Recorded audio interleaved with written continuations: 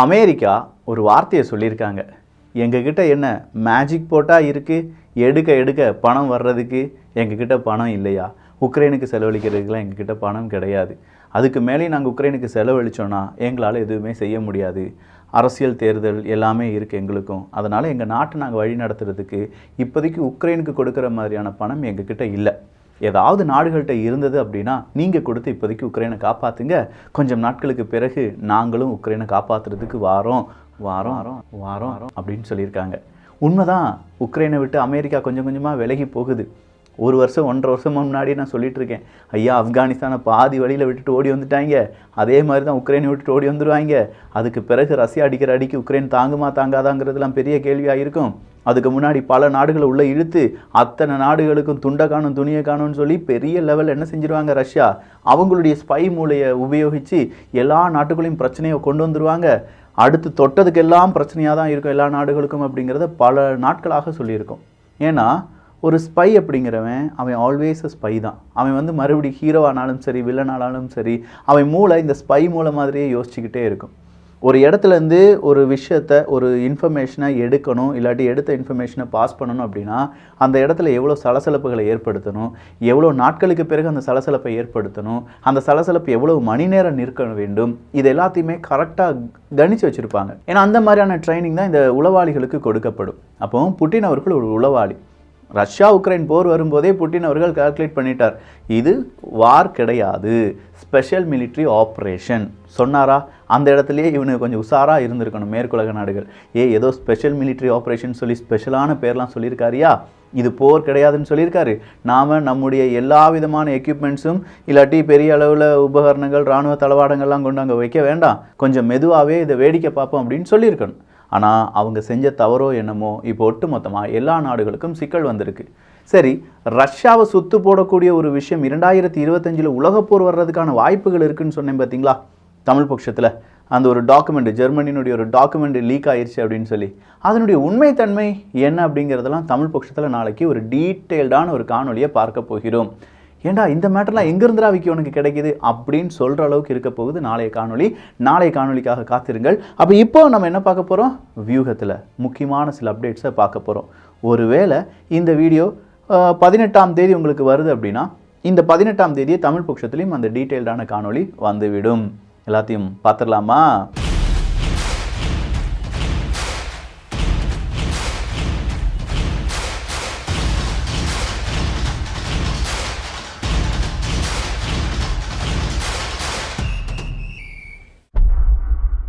Houthi.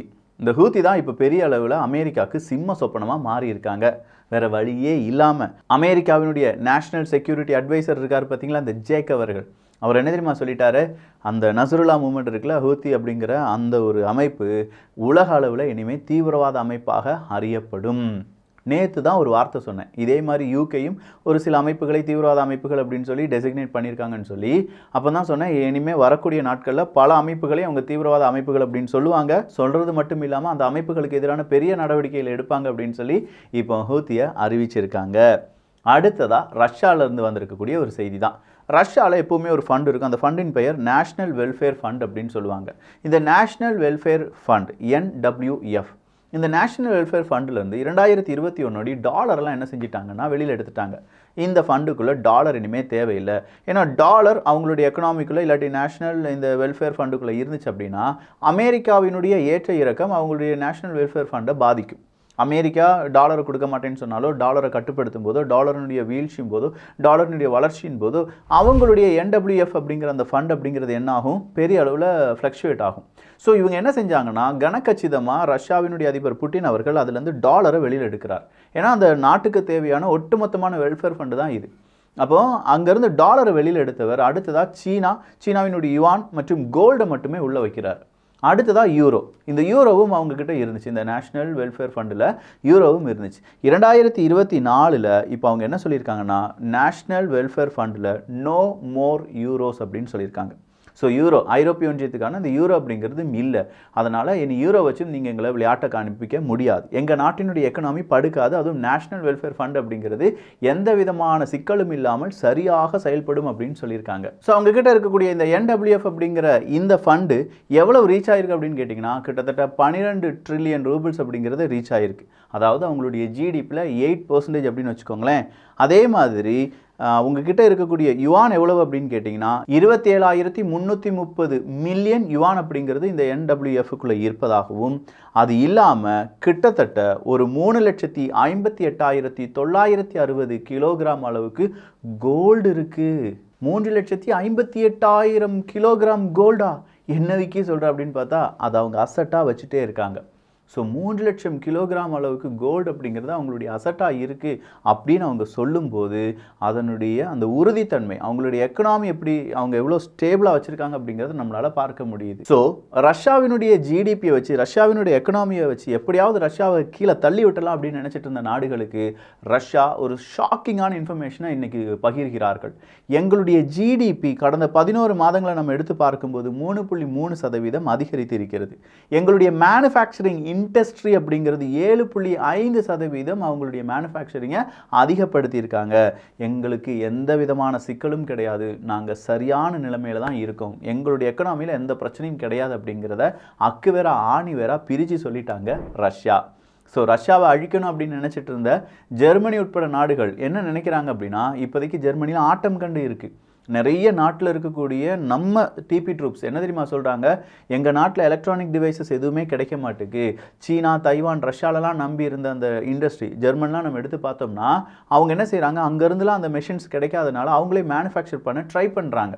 ஆனால் அந்த மெஷினரியை ஜெர்மனியுடைய industry manufacturing பண்ண முடியுதா அப்படின்னு பார்த்தா ஃபெயிலியர் ஆகுது.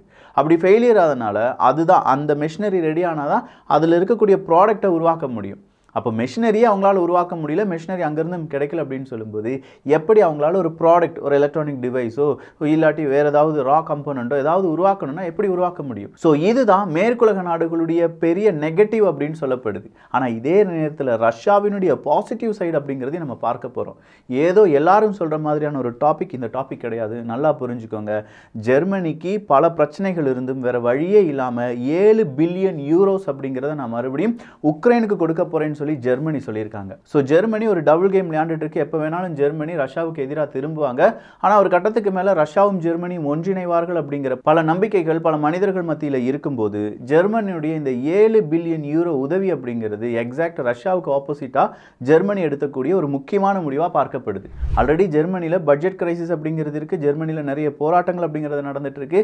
ஆனாலும் ஜெர்மனியுடைய உதவிகள் யாருக்கு கிடைக்க போகுது? உக்ரைனுக்கு 2024 கிடைக்க போகுது. அதுவும் speedy delivery of 8 FFG Genius armoured personnel carrier, 20 Marder 1 A3 IFE, 15 Gepard ZSUs, 124 RQ-35 ஹெர்டன் drones, Mercedes Benz tankers, refrigerators, M92 helmets அப்படின்னு சொல்லி இதெல்லாமே சீக்கிரமாக யாருக்கு கொடுக்கப்படும்?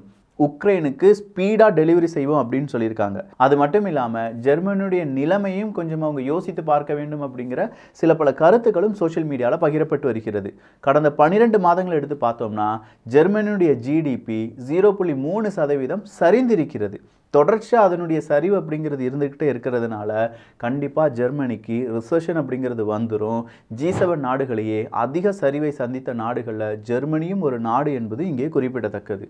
ஸோ இது எல்லாத்தையும் பார்க்கும்போது ஜெர்மனி ஏதோ ஒன்றுக்கு ரெடி ஆகுறாங்க. ஒன்று, இந்த உக்ரைன் அப்படிங்கிற இந்த போரில் அடுத்த கட்டத்துக்கு ஜெர்மனி தயாராகிறது. அப்படி இல்லையா நம்ம என்னானாலும் பரவாயில்ல, உக்ரைனுக்கு நம்ம உதவினால் மட்டும் போதும் அப்படிங்கிற நிலைமைக்கு ஜெர்மனி வந்து விட்டதா?